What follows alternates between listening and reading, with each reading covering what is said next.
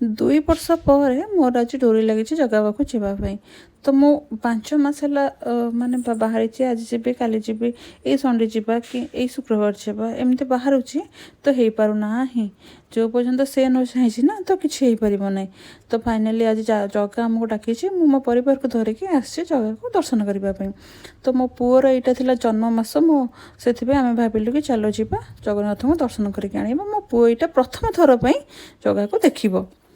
ଇଏ ହେଉଛି ମୋ ବୁଢ଼ୀମା। ମୋ ବୁଢ଼ୀମା କହୁଛି କି ଏଇଟା ତ ମୋର ଶେଷ ଦର୍ଶନ କହିଲେ ଚଳେ, କାରଣ ମୁଁ ତ ଚାଲି ବସି ପାରୁନାହିଁ, ତ ମୁଁ ଆଉ ଆସିପାରିବି କି ନାହିଁ ଠିକ୍ ବି ନାହିଁ। କାରଣ ମୋ ଜେଜେମାଆକୁ ହେଲାଣି 85+।